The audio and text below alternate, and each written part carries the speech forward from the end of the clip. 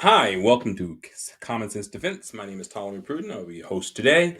And today's topic is the block buying of three LPD 17s. So the episode is about appropriating $1.5 billion per year for the next 5 years to acquire three LPD 17 Block 2 San Antonio class amphibious transport ships.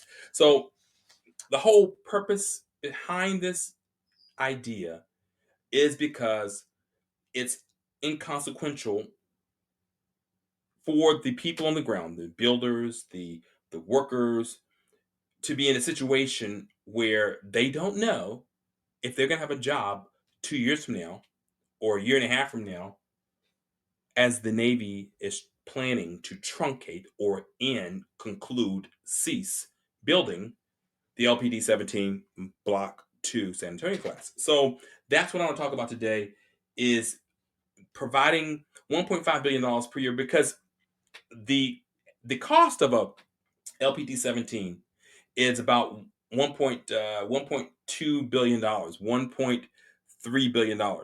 And so what has to happen is, when you buy a block, meaning a whole segment of ships at one time, it assures the workers, the defense workers, the defense contractor. The defense workers are the ones who are the boilermakers. The defense workers are the steel workers, the people who do the electronics, the people who do all the welding and all the fabrication and all those critical people who depend on the uh, the defense the defense supplier to provide them a job. And the defense supplier, the defense contractor, in this case, is Huntington Ingalls. That's the group that is employing, I think, up to 15,000, 12 to 15,000 people in the Mississippi area to work for Huntington Ingalls Industries there. With those people that are working, those workers, every one of those workers is sustaining 8 to 12 people on the back end, who are defense suppliers or regional suppliers, who are part of the process of building and developing uh, amphibious platforms. So it's a whole ecosystem that's going to be impacted when those ships are no longer produced by Huntington Ingalls Industry. So it's not it's not rocket science. It's not complex. It's just a point that stability needs to be in this area. Why?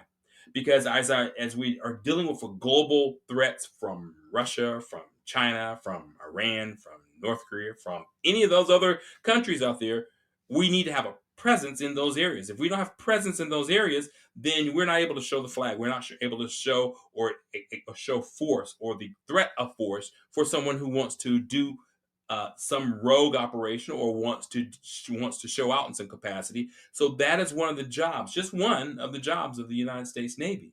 And so the United States Navy has to be capable, fully equipped, fully funded to be able to do its global mission and protect our friends and allies around the nation, um, uh, as well as meet the obligations of national defense.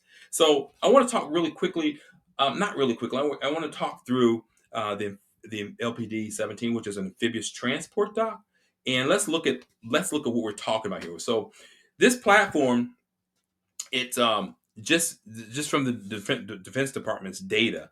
The general characteristics of the San Antonio class. The length is 684 feet, so that's a long. The length is 684 feet, and the beam of the San Antonio class is 105 feet, and the displacement is 200. It's 24,900, basically a little shy of 25,000 tons. Now, the speed of the LPT 17 is 22 knots, and it has a wonderfully large flight deck on the back that can launch and land two CH-53s or V-22s or MV-22s Ospreys. So, you know, that's going back to our last couple of podcasts where we talked about the helicopter pad and how you can have the ability to use that platform for HIMARS launchers. Um, that is not what I'm discussing here as it relates to the LPD 17. These platforms, I mean, we can do that, But right now, I'm talking about right now just the process of building a block of or putting an order out for a block of 3 of those platforms. Now we've done that before. I think when we built the when we built the first Ford class aircraft carrier, we did a block purchase for those 4 ships, and so there's nothing wrong with that. It's just it gives stability to the industry when the industry knows, okay, a year from now, 5 years from now, I can push out our hiring schedule, our training schedule, our manufacturing schedule. We could push it out 2 or 3 years out, and we have long lead times for ordering certain types of material. We can get them. So all these things only gives the industry stability. And since we have such a few companies in the as defense contractors, we need as much stability as possible, specifically and particularly since we're talking about moving things around and trying to modernize and modify our military and how we manage our sustainment. It's there's a lot of instability in our way that we're doing business, and we need anything that we can do to make it simpler and more efficient for our defense suppliers and defense contractors. We need to do. That being said, I want to make sure that we're able to provide that capability for the LPD 17 and production line. And it's not a hard ask. It's something that makes plenty good sense. It's not hard. It makes sense.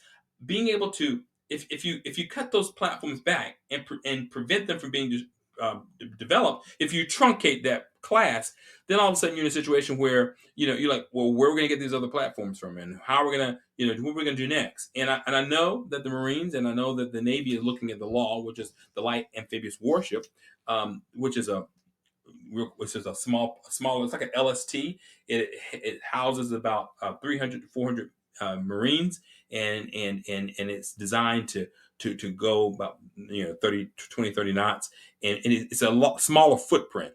And let me just say this footprint. Listen, it doesn't matter when you have a hypersonic missile coming in at Mach. Actually, it's faster than Mach 5, Mach 7, Mach 10. When you have a hypersonic missile coming, it doesn't matter what size platform you have. When it gets hit, it's going to get hit. And so to say that, oh yeah, if we just make everything smaller, it's not going to it's not going to increase the threat. No, it's still, the threat is always there. It doesn't matter if you have a steel made ship or an aluminum made ship, or it doesn't matter if your ship is 300 feet large or 700 feet or 900 feet large. It's going to make a big hole in it. And so the concept of, we don't need to make any more big ships. No, I don't believe that at all. I'm not an advocate of that. I do know, and I do believe that we need to have unmanned platforms and dual, both manned and unmanned platforms. I know that is part of the future, and I believe that. I have no problem with that. But I don't believe that now, in the near term, meaning the next 5 to 10 years, that we need to be reducing all of our platforms and getting rid of our industrial capacity by laying off or firing a third of our workforce in the defense contracting segment. I totally disagree with that.